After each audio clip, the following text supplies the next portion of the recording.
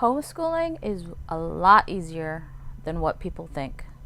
I know they're terrified to take that plunge, or once they do take the plunge, they're overwhelmed, which I'll give them credit on that. It is overwhelming because there is so much information. But I'm going to give you some keys on how to be less overwhelmed and to succeed at homeschooling.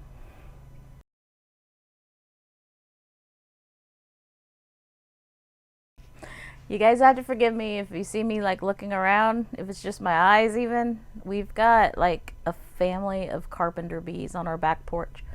They've been drilling little holes at the bottom. You see all the sawdust and stuff. Anyway, homeschooling. You can do it. And it is definitely rewarding. So rewarding. I started out homeschooling when my son was going into 3rd grade. And he's now just finished up 9th grade. My son was in public school, kindergarten through 2nd grade. We decided to homeschool, and at the end of his 2nd grade year, I let him, in our state of North Carolina, I guess they'd start end of year testing in 2nd grade, I think, if I remember right. So we let him finish enough to get that test done and then yanked him out the day after. August 19th, 2016, I quit my full-time job with benefits to homeschool our son. We went to a 1-income family, and it has been challenging every year, but it's so worth it. I wouldn't change a thing. I would not change it at all. I would never go back to putting him in school. Just being able to be home with him all the time and go do things with him and see him learn things has been amazing. I wouldn't trade it for anything at all. So anyway, I'm going over some brief keys to success for homeschool, or at least to make you feel a little bit more comfortable with it. Without these things, I probably wouldn't have survived or would have felt like I messed up big time. So key number 1, important. Find a homeschool community to get involved with. Find homeschool mentors that will help you through the beginning of this. Just reach out. So many are so willing to be able to help new homeschoolers to learn what they need to learn to homeschool and to answer any questions that you have. So find that community. Find 1 to 3 mentors that are willing to sit down with you. I had a friend, her name was Francine. I actually had several that were trying to help me, but Francine helped me the most. She actually had me come to her house, sit down, and go through all the logistics of everything.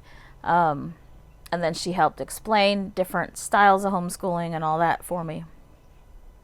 And then it helped also that we would go do activities with homeschool groups as well. So number 1, find those groups. Whether you're thinking about homeschooling or have already started, find those groups and get involved with them and ask for help. Do not be afraid to ask for help.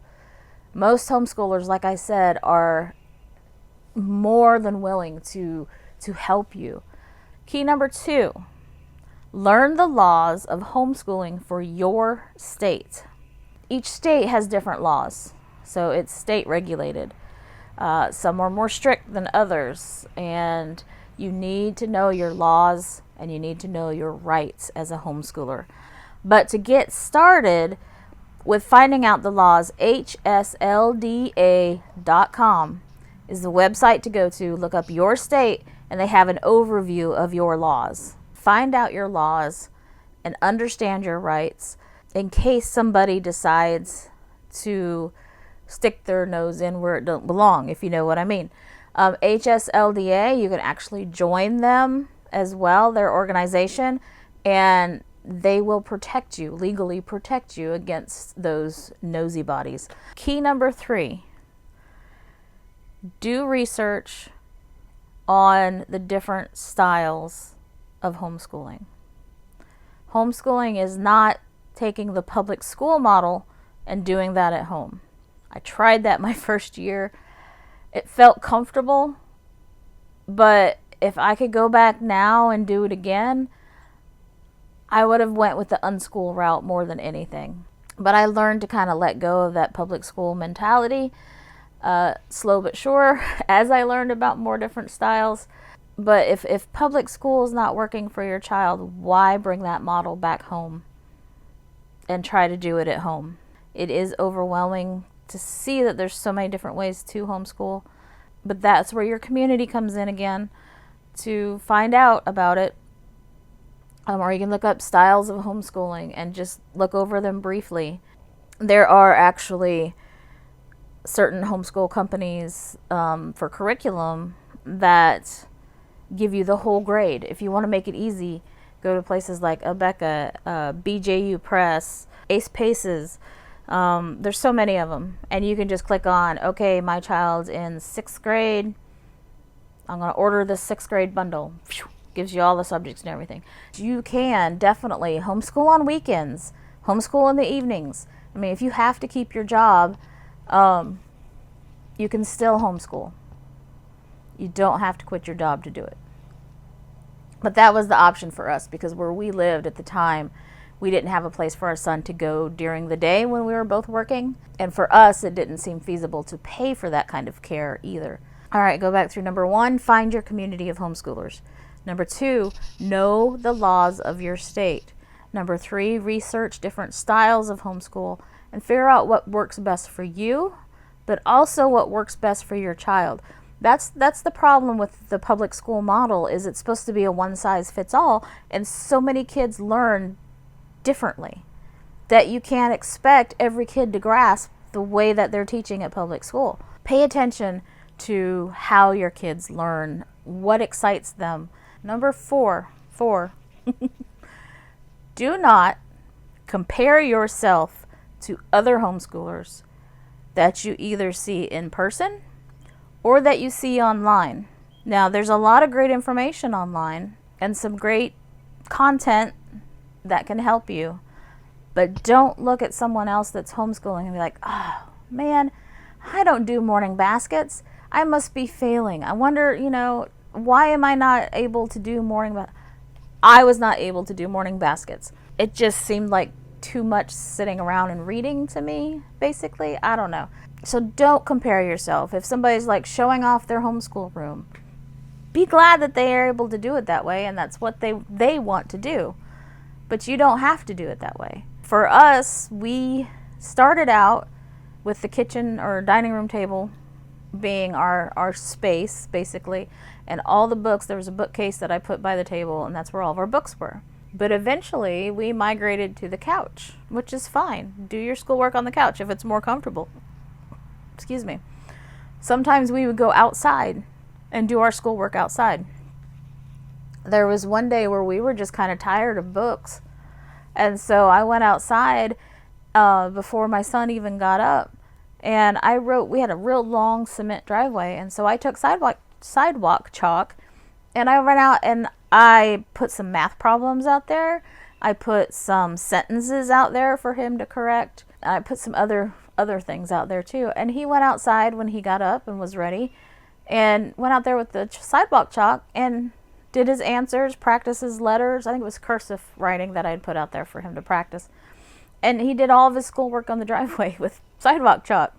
That's okay. So don't compare yourself to others, because you don't know where they're at in their homeschool journey, how long they've been homeschooling. You don't know what resources they have available to them. Some people have more resources than others. You don't know what kind of help they might have, outside help. So you can't be comparing yourself to others, because it's just going to make you feel really bad, okay? You can aspire to what others are doing, but make sure that they're being 100% transparent as to what it took to get them there, okay? So don't compare yourself. It's just bad news all around. Key number 5, give yourself some grace, okay? Give yourself some grace, because if you're new to this, you're not going to know everything there is to know about it right away. And you may feel like you screwed something up. More than likely you didn't. but you may feel like you screwed something up, which I've done that before.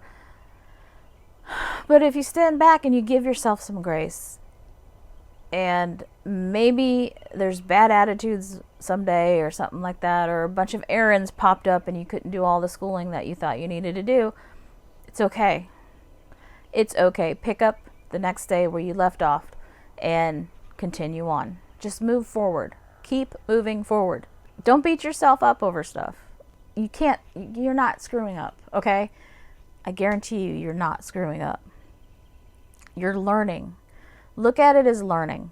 You're constant. With homeschooling, your child's not the only one learning. You're learning as well how to manage time, how to find curriculum, how to decide the things that you want and don't want in your homeschool. You're learning. And so give yourself some grace when you think you're screwing stuff up. You're probably not. Okay? And I'm going to give you a bonus tip on how to succeed and not feel quite so overwhelmed with homeschooling. So bonus tip number 6.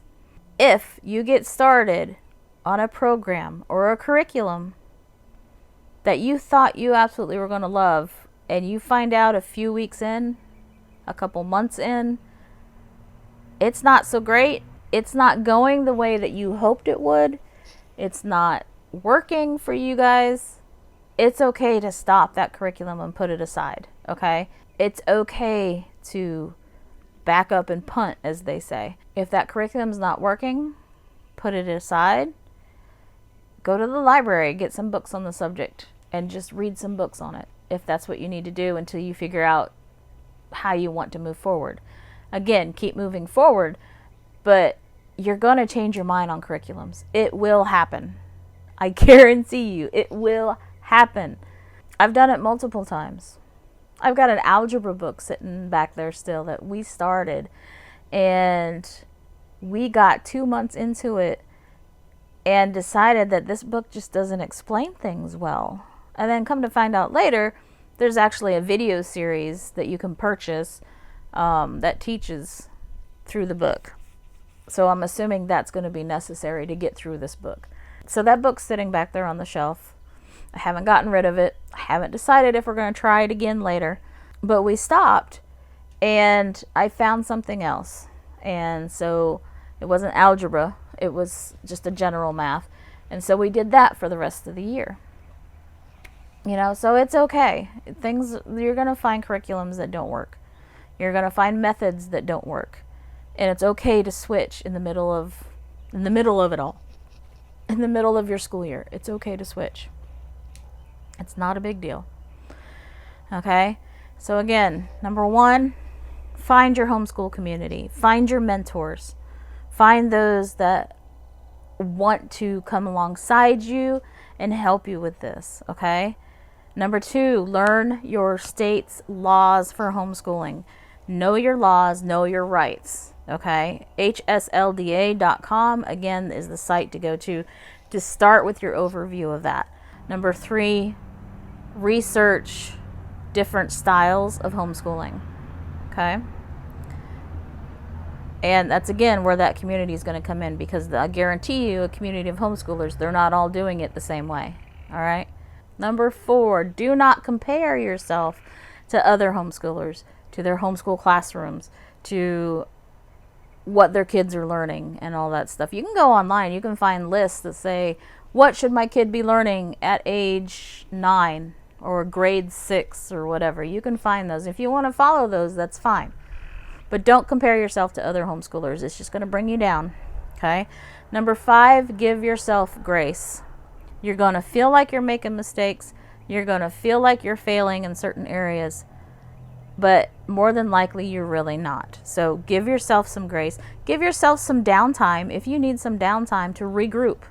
It's okay to just stop, take a break, take a couple days vacation, whatever you need to do, and regroup. Okay? And that's also where your mentors will come in. You can talk to them. And then your bonus, number 6, is it's okay if you have to stop a curriculum or a style of homeschooling in the middle of your school year. It's okay. All right? Just pick up where you left off and move forward. Okay? So I really hope these tips have helped you guys.